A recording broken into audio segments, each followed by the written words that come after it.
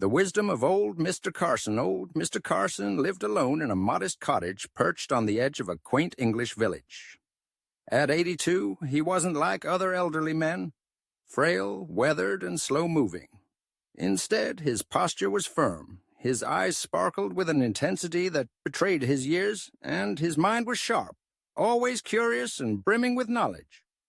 What made Mr. Carson truly special was his remarkable penchant for storytelling, often peppered with pearls of wisdom from years of experience. One cloudy spring morning, as the village bustled with the rhythm of life, Mr. Carson sat on his porch, flipping through the pages of an old book with frayed corners. His favorite neighbor, Emily, a bubbly 12-year-old with curly hair that bounced as she walked, came skipping through the garden gate. "Good morning, Mr. Carson," she chirped, carrying her school project in a large folder. "Could I sit with you and ask about healthy eating for my assignment?" Mr. Carson set the book on the small wooden table beside him and smiled warmly. "Of course, my dear Emily. What would you like to know?" Emily plopped herself down on the porch steps. "We're learning about how food affects our health. Mrs. Willis says you're the healthiest old person in the entire village. Can you tell me your secret?" Mr. Carson chuckled softly, his mind already scrolling through decades of culinary memories.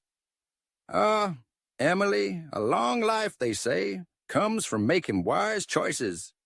Not just with food, but with everything in life. Still, if it's food wisdom you're after, let me share a few stories. The story of the white bread and the eggs."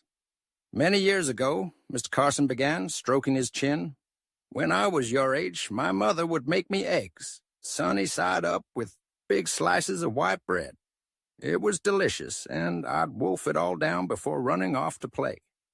But over the years, as I grew older, I noticed something strange. Every time I had eggs with white bread, I'd feel a terrible slump in energy. It was as if my body didn't like that combination, though I couldn't understand why." He leaned forward for dramatic effect. "It wasn't until decades later that I discovered something fascinating. White bread digests far too quickly. It shoots up your blood sugar and leaves you crashing down, tired and sluggish. Worse still, it can lead to serious problems like diabetes and weight gain when eaten too often." Emily's eyes widened. "What did you do then, McCarson?" "I swapped white bread for whole grain or sprouted bread. Suddenly, everything changed. I felt fuller, more energized, and my body thanked me. Nowadays, whenever I make my favorite eggs in the morning, I pair them with whole grain toast, and it keeps me going all day. The trouble with eggs and soy."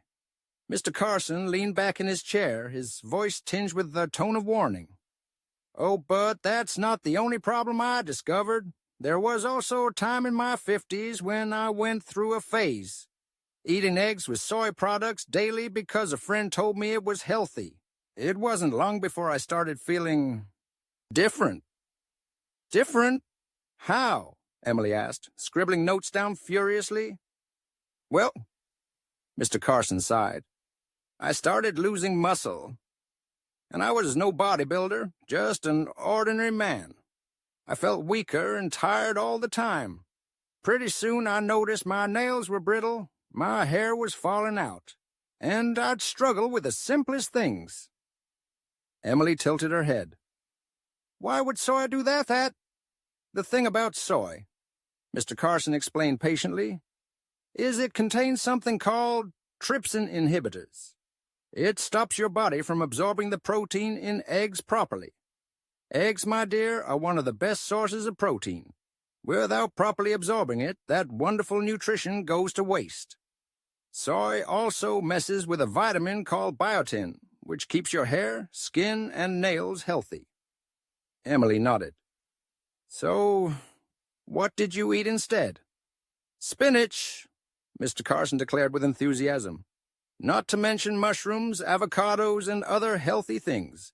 Spinach gives you calcium, mushrooms are loaded with nutrients, and avocados, they're full of healthy fats that help absorb vitamins better.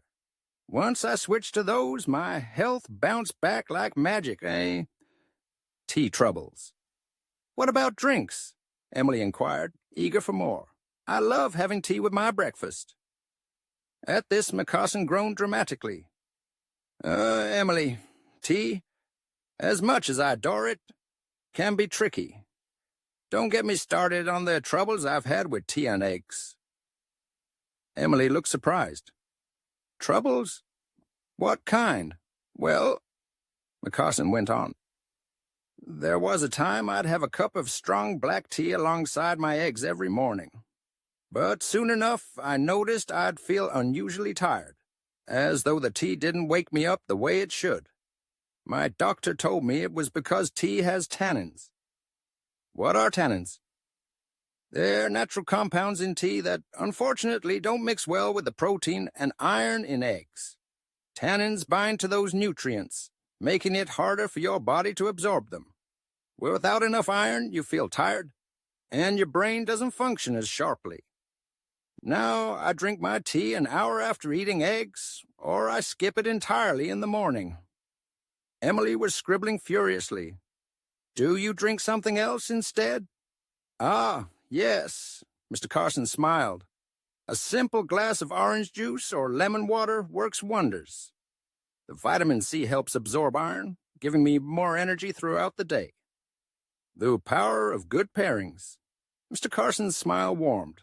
"But let's not just focus on the bad combinations. Let's talk about the good ones. Did you know eggs go beautifully with pumpkin?" Emily cocked her head curiously. "Pumpkin?" "Indeed," Miss Carson nodded. "Pumpkin is rich in beta-carotene, which keeps your eyes healthy, while eggs are packed with lutein and zeaxanthin, two nutrients that protect against diseases like macular degeneration. Together, they're like superheroes for your vision." "What's your favorite way to eat them together?" Emily asked. "A good pumpkin and egg soup, or sometimes roasted pumpkin with scrambled eggs," Mr. Carson shared. "Every bite feels like a gift for my eyes." The magic of cheese and apples. "There are two other things I love pairing with eggs," he continued. "First, cheese. Lovely cheese. Eggs have vitamin D and cheese is full of calcium. Together, they build strong bones and keep your brain sharp. A cheesy egg scramble is my favorite breakfast when I'm in the mood." Emily raised her hand like she would in school. "And the second?" "Apples," Mr. Carson cried dramatically, tossing an imaginary apple in the air. "No, this might surprise you. Apples keep your stomach happy, and they help your body absorb more iron from the eggs. They keep you energized all day."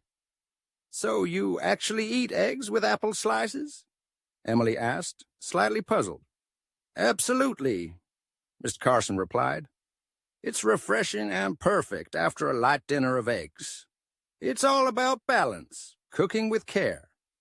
The conversation was nearing an end when McCarson leaned in closer, his expression turning serious. "Now listen to me carefully, Emily.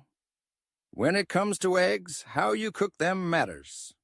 I've seen so many people ruin good food with too much oil or butter. High heat adds harmful fats to your meal." Emily nodded, taking in every word. "What's the best way to cook eggs, then?" "Poaching, soft boiling, or low-heat scrambling," Mr. Carson said firmly. "Cooking like this preserves the nutrients and neutralizes something called avidin in egg whites. Avidin stops biotin absorption, but cooking makes it harmless. That's why overcooking eggs is one of the worst mistakes you can make." The bridge between generations. Emily set her down notepad, staring at Mr. Carson in awe. "Whoa, you know so much, McCarson. No wonder you're so healthy. I'm going to share all this in my project." Mr. Carson grinned, patting her shoulder. "Remember, Emily, these are just little habits. Making small, thoughtful changes to what you eat will reward you with a lifetime of health. Food isn't just fuel. It's the secret to a long, happy life."